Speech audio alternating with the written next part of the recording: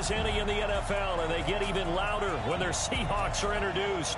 We're ready for football as the Seahawks get set to do battle with the San Francisco 49ers. Hello, everybody. I'm your host, Brandon Gaudin and Charles Davis on hand. And Charles, we've got two NFC West teams here. Your assessment of the state of the division coming into 2019, is it the Rams to lose? Yep. We saw the changing of the guard with the Rams taking over from Seattle a couple of seasons ago. But what it is, Seattle got back in the game pretty fast, Seahawks didn't it? You remember preseason last year was doom and gloom? Ended up in the playoffs. Arizona, they're kind of hitting the reset button. It's San Francisco to keep your eye on. With good health, good drafts, they could be the team that can really contend.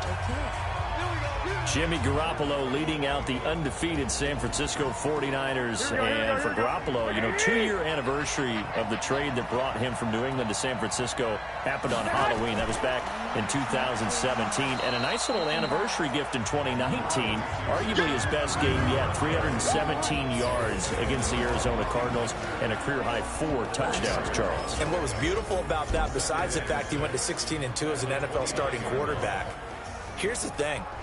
The one question people kept asking, can San Francisco win if the game is totally in Jimmy Garoppolo's hands? And I think he answered that question against Arizona on Thursday night. Running game wasn't its normal self, right? Defense played well, but not as well as they've been playing. They needed every one of those touchdown passes and every one of those big throws from him.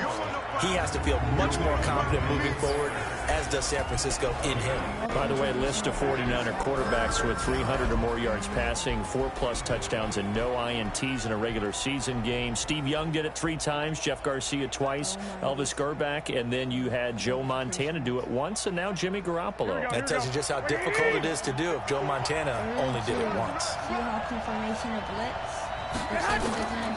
They'll try to pick this up on the ground with Breida. And he'll be brought down with the first down and a late flag here, too. And he may get a few more tacked on for good measure. Oh, it's on the defense. So that flag will cost him 15. And it doesn't matter anymore how you get the face mask. Any part of it, that's going to be 15 yards. Now it's 1st and 10. A big mistake, especially when you factor in the personal foul yardage. Garoppolo after the fake give to Breida. The first catch of the game for George Kittle. And he's going to get this one down to the edge of the red zone. A good pickup there, 26 yards. One thing you're hoping for when you run drag routes, you're able to hit a receiver in stride, and he can pick up a lot of yardage after the catch. But in this situation, the defense was effective, able to stop him before you get a good head of steam going.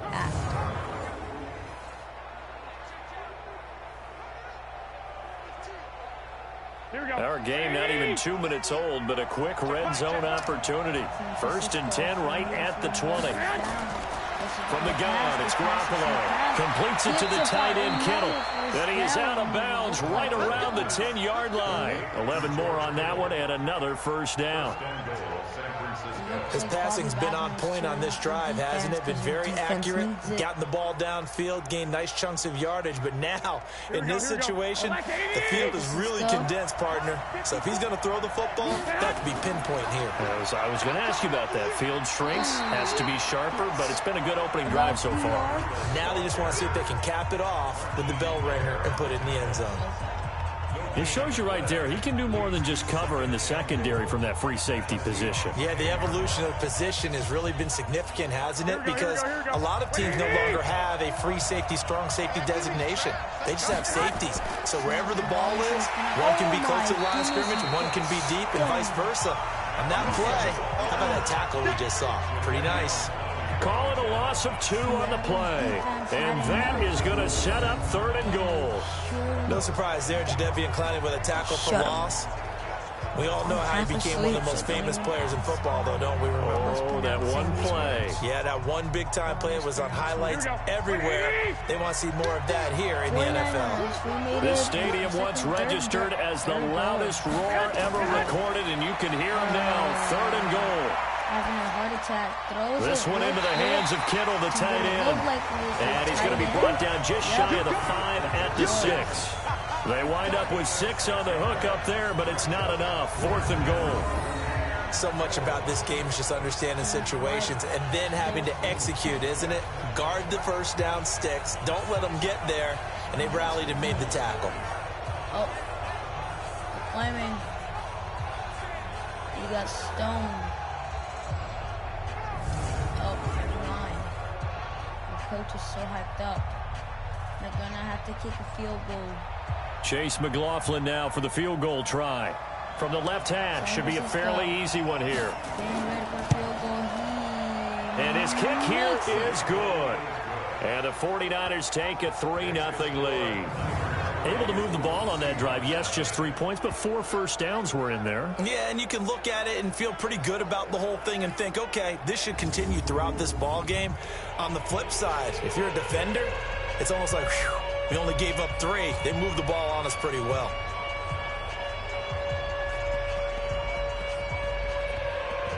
San Francisco winning by 3.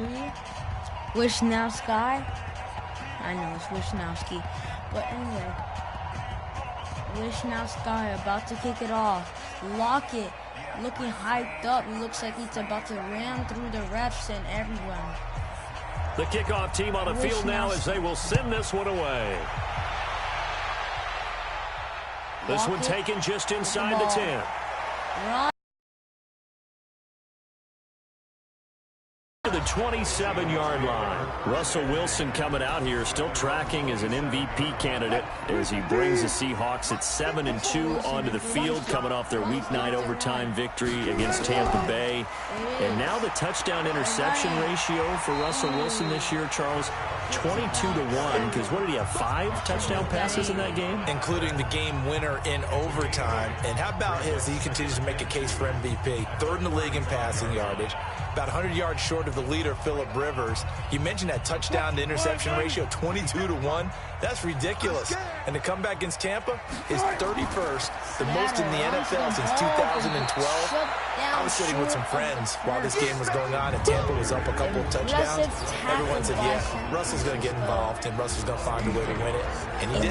Did you make your buffalo chicken dip with your friend? Did not make the buffalo chicken dip. In fact, I had a little deep dish pizza served. All I know is Richard Sherman and Tevin Coleman. And Jimmy Garoppolo. Right, 380. Right there, 54 Mike. Let's pick it up. Russell Wilson in formation pass. On 3rd down, it's Carson. And he's going to run into a brick wall right in the middle of the field, and I don't think he got there. No gain there on the play, and that's going to leave him with a 4th down.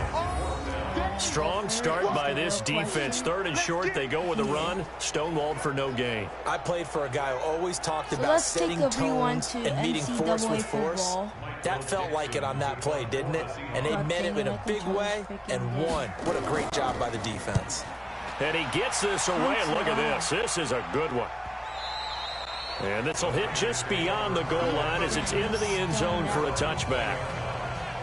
49ers coming back out here on offense. We mentioned their 8-0 start to the season. They actually broke an 8-game losing streak to the Cardinals when they defeated them. 8-game losing streak? Yeah, they lost the Cardinals 8 straight times. That's 4 seasons worth. Yeah. Wow. And then a 28-25 victory this past week snapped that. But it was also the first game this year that the Niners have actually thrown it more times than they ran the football, CD. And that is something that I think people are starting to come to grips with about San Francisco, because you think about their head coach, Kyle Shanahan, and his reputation as an offensive wizard. And whenever we hear that, what's the first thing we think? Throwing the football. He's always been a run-based guy, and he wants that running game finely tuned because it travels late in the season and it travels through the playoffs. And that's what leads San Francisco.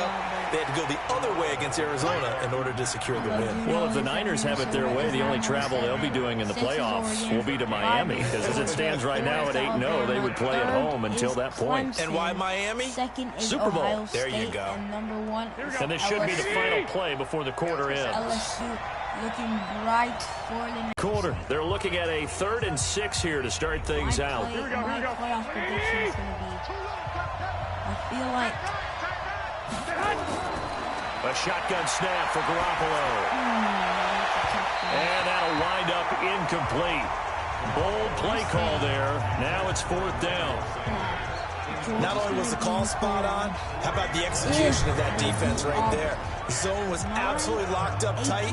He was trying to force it in there on third down. But if there's a time to force it, he felt like he needed to make a play, right? Yeah, exactly right. Third down, you got to try and find something. There's nothing available there for him. Besides, Alabama, I think. On now is the 27-year-old rookie, Mitch Wisnowski, to punt. Back deep for the Seahawks, Tyler Lockett. And this is away. It's a high kick, and he got all of it. Georgia beats Auburn. And that'll hit at the 5 and go into the end zone for a touchback. Seattle Seahawks 7-2 through 9 weeks of the season. Their offense coming back out here. You know, Charles, this Seattle team looks really good. We talked about Russell Wilson, how good he's been. Where's the weak spot for the Seahawks crew?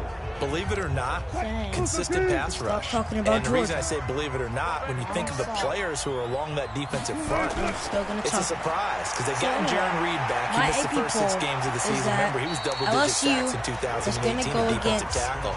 They've added Jadeveon Clowney, defensive end, consistently presses for 10 sacks or more in a season. Ziggy Ansah, who when healthy, is a double-digit sack guy.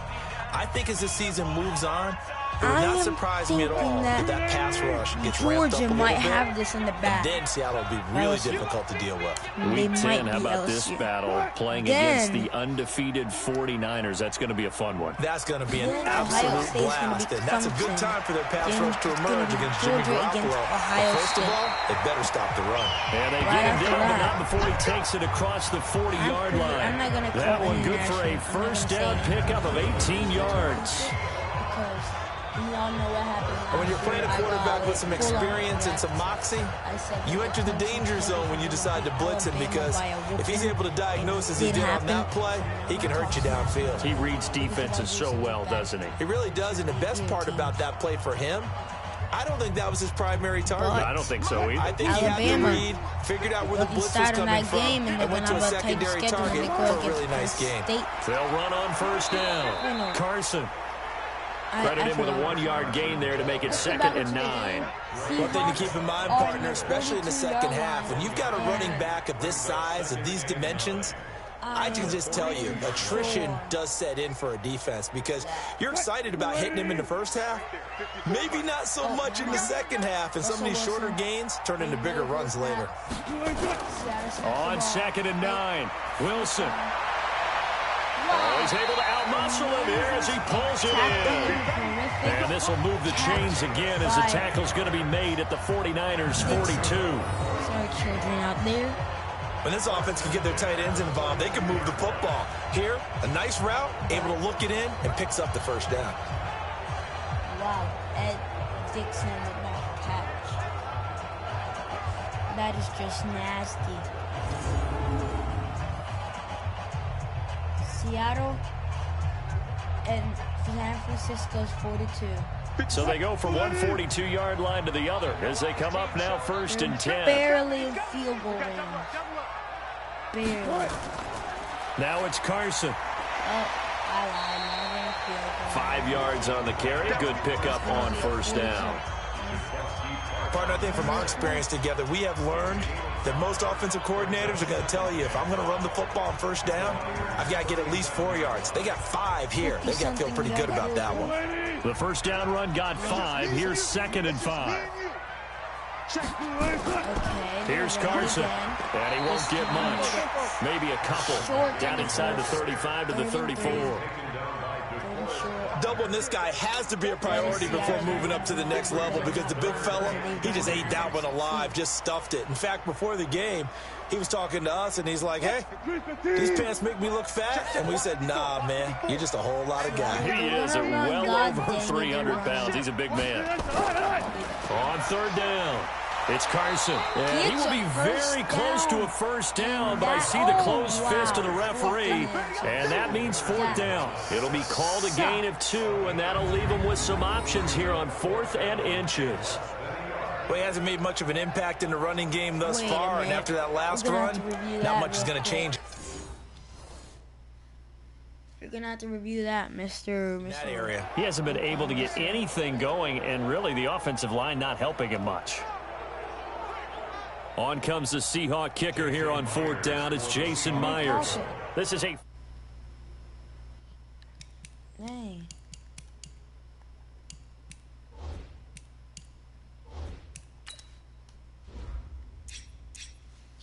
Here. 49-yard attempt, right hash. And that is not going to get there. Oh, he missed it short. It's no good. And this score will stay right where it is. So a bit of a weird kick there. That wasn't an overly long attempt, but that never had a chance. You almost wonder if he might have maybe got that one on the laces because it kind of knuckled on him a bit. And this one winds up in empty possession.